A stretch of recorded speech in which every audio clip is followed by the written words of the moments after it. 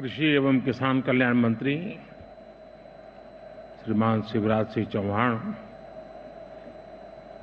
International conference of agriculture economics के president doctor Matin Qaim, NITI Aayog के सदस्य श्री रमेश जी, भारत और अन्य देशों के एग्रीकल्चर साइंटिस्ट, रिसर्च से जुड़े अलग अलग यूनिवर्सिटी के हमारे साथी, एग्रीकल्चर सेक्टर से जुड़े एक्सपर्ट्स और स्टेक होल्डर्स, देवी और सज्जनों, मुझे खुशी है कि 65 साल के बाद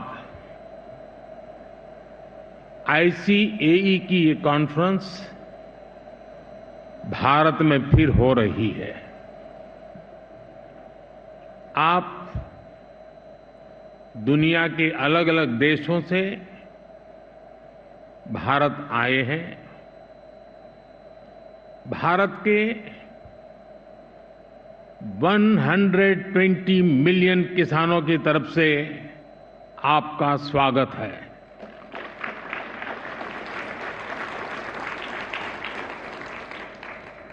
भारत की 30 मिलियन से ज्यादा महिला किसानों की तरफ से आपका स्वागत है। देश के 30 मिलियन फिशरमैन की तरफ से आपका स्वागत है। देश के 80 मिलियन से ज्यादा पशुपालकों की तरफ से आपका स्वागत है। आप आज उस देश में हैं जहां 550 मिलियन पशु हैं। कृषि प्रधान देश भारत में, जीव प्रेमी भारत में आपका स्वागत है, अभिनंदन है। फ्रेंड्स, भारत जितना प्राचीन है उतनी ही प्राचीन एग्रीकल्चर और फूड को लेकर हमारी मान्यताएं हैं, हमारे अनुभव हैं। और भारतीय कृषि परंपरा में साइंस को, लॉजिक को प्राथमिकता दी गई है। आज फूड और न्यूट्रिशन को लेकर इतनी चिंता दुनिया में हो रही है, लेकिन हजारों साल पहले हमारे ग्रंथों में कहा गया है, अन्नम ही भूतानाम ज्येष्ठम तस्मात् सर्वौषधम उच्यते। अर्थात सभी पदार्थों में अन्न श्रेष्ठ है, इसलिए अन्न को सभी औषधियों का स्वरूप, उनका मूल कहा गया है। हमारे अन्न को औषधीय प्रभावों के साथ इस्तेमाल करने का पूरा आयुर्वेद विज्ञान है। ये पारंपरिक नॉलेज सिस्टम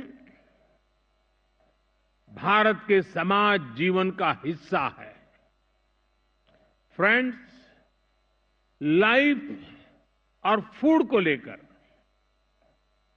ये हजारों वर्ष पहले का भारतीय विजडम है। इसी विजडम के आधार पर भारत में एग्रीकल्चर का विकास हुआ है।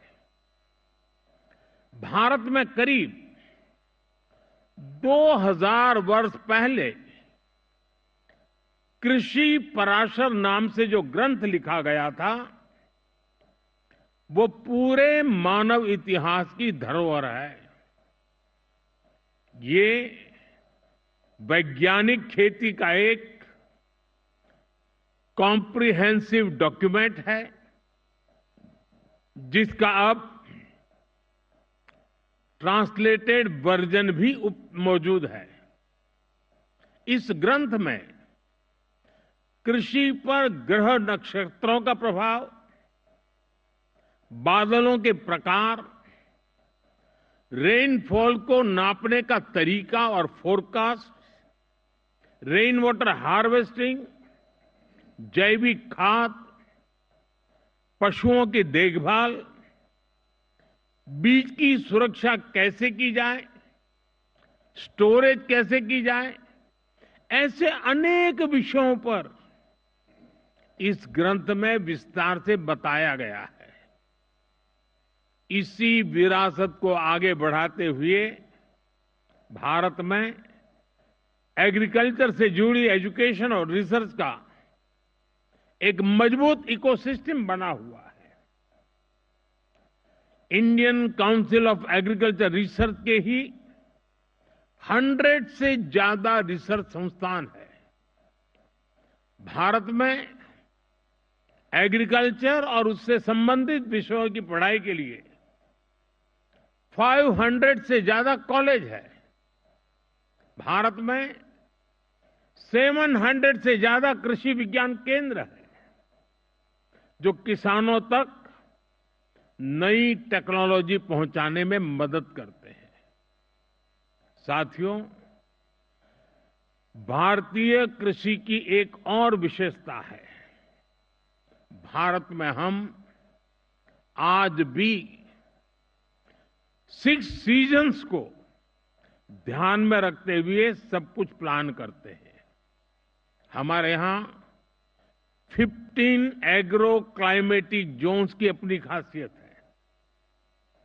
भारत में अगर आप कुछ 100 किलोमीटर ट्रेवल करें तो खेती बदल जाती है। मैदानों की खेती अलग है, हिमालय की खेती अलग है, डेजर्ट, ड्राई डेजर्ट की खेती अलग है, जहां पानी कम होता है वहां की खेती अलग है, और कोस्टल बेल्ट की खेती अलग है। ये जो डायवर्सिटी है, यही ग्लोबल फूड की सिक्योरिटी के लिए भारत को उम्मीद की किरण बनाती है। फ्रेंड्स, पिछली बार जब आईसीएई की कॉन्फ्रेंस यहां हुई थी, तो भारत को उस समय नई नई आजादी मिली थी। वो भारत की फूड सिक्योरिटी को लेकर, भारत की एग्रीकल्चर को लेकर एक चैलेंजिंग टाइम था। आज भारत एक फूड सरप्लस देश है। आज भारत दूध, दाल और मसालों का सबसे बड़ा प्रोड्यूसर है। Bharat food grain, fruits, vegetable, cotton, sugar, T, framed fish, इनका दूसरा सबसे बड़ा प्रोड्यूसर है। एक वो समय था जब भारत की फूड सिक्योरिटी दुनिया की चिंता का विषय था। एक आज का समय है जब Bharat global food security, global nutrition security, इसके सॉल्यूशन देने में जुटा है।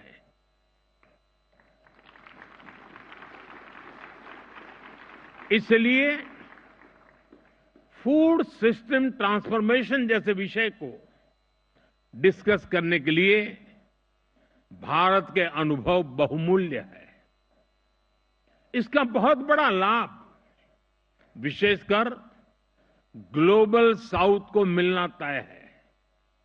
साथियों, विश्व बंधु के तौर पर भारत मानवता के कल्याण को सर्वोपरि रखता है। G20 के दौरान भारत ने वन अर्थ, वन फैमिली और वन फ्यूचर का विजन सामने रखा था। भारत ने एनवायरमेंट को बचाने के लिए लाइफस्टाइल यानी मिशन लाइफ का भी मंत्र दिया। भारत ने one earth, one health initiative भी शुरू किया। हम ह्यूमन, एनिमल्स और प्लांट्स की हेल्थ को अलग अलग नहीं देख सकते। सस्टेनेबल एग्रीकल्चर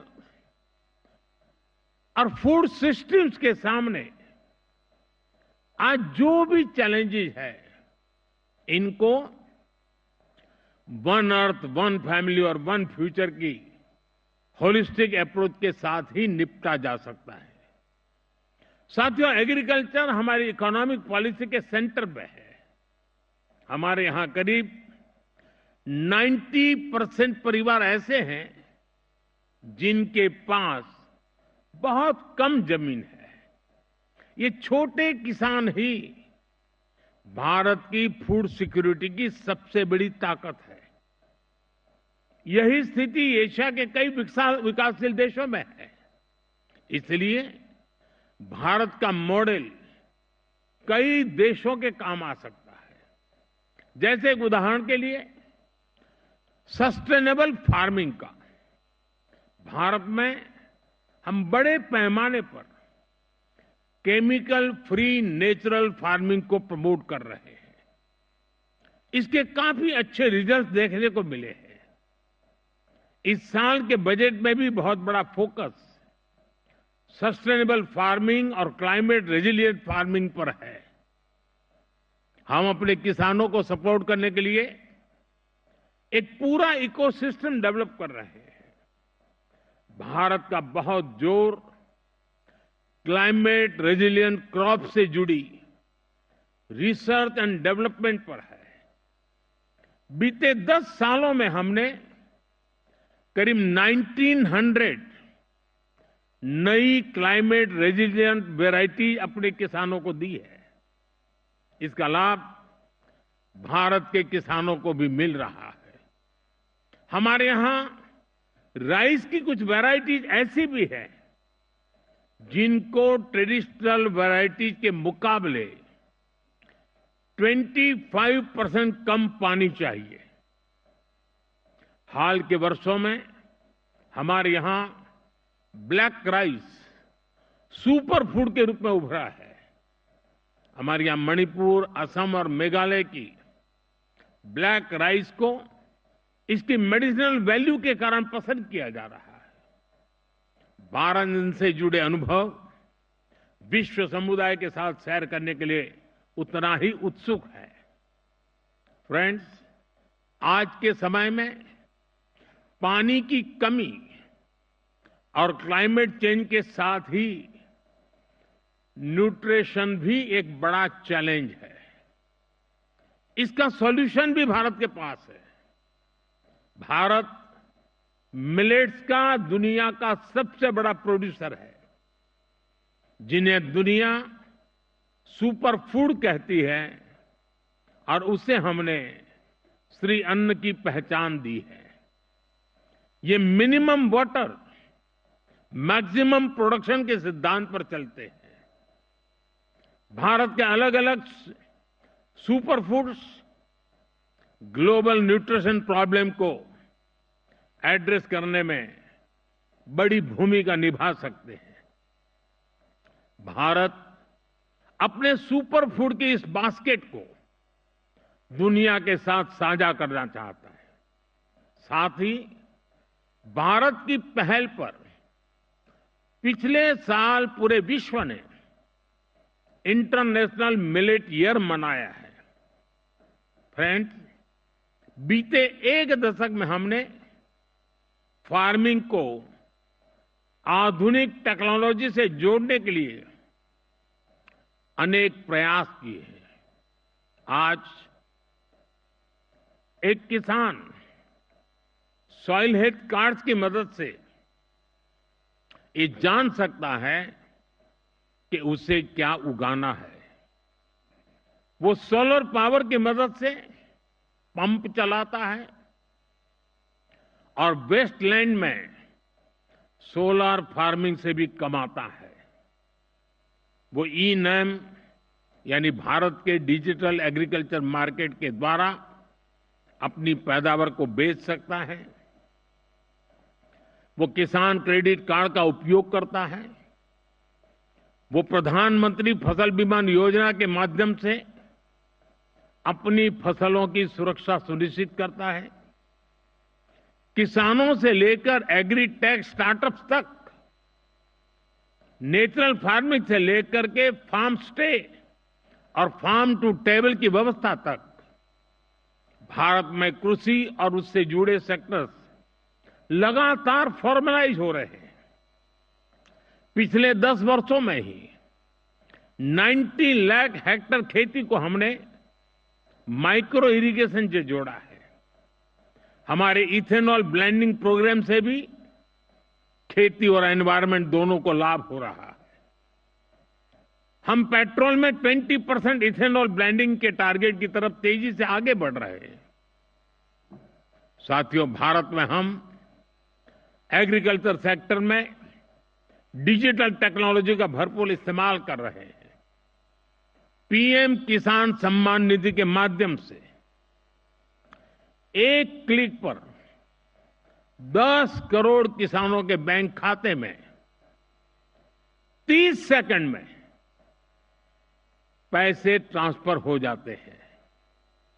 हम डिजिटल क्रॉप सर्वे के लिए डिजिटल पब्लिक इंफ्रास्ट्रक्चर बना रहे हैं। हमारे किसानों को रियल टाइम इंफॉर्मेशन मिलेगी और वो डेटा ड्रिवन डिसीजन ले सकेंगे। हमारी इस पहल से करोड़ों किसानों को फायदा होगा, उनकी आर्थिक स्थिति और बेहतर होगी। सरकार लैंड के डिजिटलाइजेशन का भी बहुत बड़ा अभियान चला रही है। किसानों को उनकी लैंड का एक डिजिटल आइडेंटिफिकेशन नंबर भी दिया जाएगा। ड्रोन का उपयोग भी खेती में बहुत तेजी से प्रमोट हम कर रहे हैं। ड्रोन से होने वाली खेती की कमान महिलाओं को, हमारी ड्रोन दीदियों को दी जा रही है। ये जो भी कदम है, इनसे भारत के किसानों का तो फायदा हो गया ही, इससे ग्लोबल फूड सिक्योरिटी को भी ताकत मिलेगी। फ्रेंड्स, आने वाले 5 दिनों में आप सभी यहां खुलकर चर्चा करने वाले हैं। यहां मैं बड़ी संख्या में महिलाओं की भागीदारी, युवाओं की भागीदारी देखकर अधिक प्रसन्न हो रहा हूं। आपके आइडियाज पर सबकी नजर रहेगी। मैं आशा करता हूं कि इस कॉन्फ्रेंस से हम दुनिया को सस्टेनेबल एग्री फूड सिस्टम से जोड़ने के रास्ते खोज सकेंगे। हम एक दूसरे से सीखेंगे भी और एक दूसरे को सिखाएंगे भी। साथियों, आप कृषि जगत से जुड़े हुए लोग हैं, तो एक और जानकारी आपके सामने रखना मुझे बड़ा मन करता है। मुझे पता नहीं है दुनिया में कहीं किसी किसान का स्टैच्यू हो। हमने दुनिया में सबसे ऊंचे स्टैच्यू के रूप में स्टैच्यू ऑफ लिबर्टी की चर्चा सुनी है, लेकिन मेरे सारे कृषि जगत के लोगों को जानकर के खुशी होगी कि भारत में आजादी के आंदोलन में जिस महापुरुषों ने किसान शक्ति को जागृत किया, किसानों को आजादी के आंदोलन का मुख्य धारा में जोड़ा, वे सरदार वल्लभ भाई पटेल की दुनिया की सबसे ऊंची प्रतिमा भारत में है। स्टैच्यू ऑफ लिबर्टी से डबल उसकी ऊंचाई है और एक किसान नेता की है। और दूसरी विशेषता है कि ये जो स्टैच्यू बनाया गया है, तो भारत के 600,000 6 लाख गांवों से हर गांव में किसानों को कहा गया कि आप खेत में जिस लोहे के औजार का उपयोग करते हैं, वैसा अपने खेत में उपयोग किए हुए औजार का टुकड़ा हमें दीजिए। 6 लाख गांवों से खेतों में उपयोग किया गया लोहे का औजार लाया गया, उसको मेल्ट किया गया और दुनिया के सबसे ऊंचे एक किसान नेता के स्टैच्यू के अंदर उस खेत में उपयोग किए औजार का मेल्ट करके लोहा उपयोग किया गया। मैं जरूर मानता हूं कि इस देश के किसान पुत्र को इतना बड़ा सम्मान जो मिला है, शायद विश्व में ऐसा कहीं नहीं हुआ होगा। मुझे पक्का विश्वास है आज यहां आप आए हैं तो जरूर स्टैच्यू ऑफ यूनिटी, विश्व का सबसे ऊंचा ये स्टैच्यू देखने के लिए आप आकर्षित होंगे। मैं एक बार फिर आप सभी को बहुत बहुत शुभकामनाएं देता हूं। धन्यवाद।